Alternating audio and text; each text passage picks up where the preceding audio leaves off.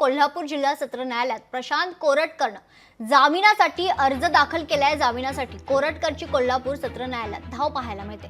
वकिलांच्या मार्फत कोरटकरनं अर्ज दाखल केल्याचं कळतंय। प्रशांत कोरटकर हा सध्या कोल्हापूरच्या कळंबा कारागृहात आहे। या संदर्भात अधिक माहिती जाणून घेऊयात। आमचे प्रतिनिधी सतेज औंधकर आपल्यासोबत जोडले गेले। सतीश, काय अधिकची माहिती आहे? कोल्हापूर जिल्हा सत्र न्यायालयात आता प्रशांत कोरटकरनं हा अर्ज दाखल केलाय।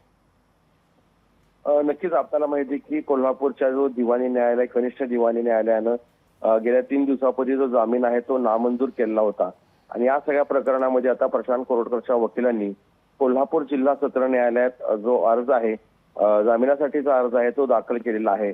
खरं पाहिलं तर वकिलांच्या मार्फत हा अर्ज दाखल केलेला आहे आणि कनिष्ठ दिवाणी न्यायालयानं हा अर्ज आहे तो खरं तर फेटाळला गेलेला होता आणि त्यानंतर आता पुढे दाद मागायची असल्याने त्यानुसारच कोरटकरच्या वकिलांनी जामिनासाठी जिल्हा सत्र न्यायालयात अर्ज आहे तो केलेला आहे।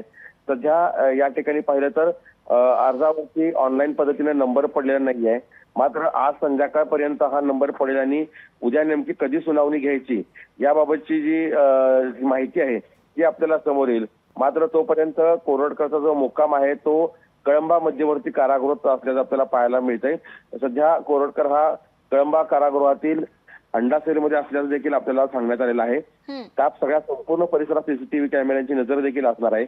मात्र आता महत्वाची बातमी अशी आहे की प्रशांत कोरटकरचा जामिनासाठीचा अर्ज आहे तो जिल्हा न्यायालयात आहे तो दाखल करण्यात आलेला आहे आणि सध्या त्याच्यामध्ये पाहणे महत्वाचे ठरणार आहे। निश्चित धन्यवाद सतेज, आपण दिलेल्या सविस्तर माहितीसाठी।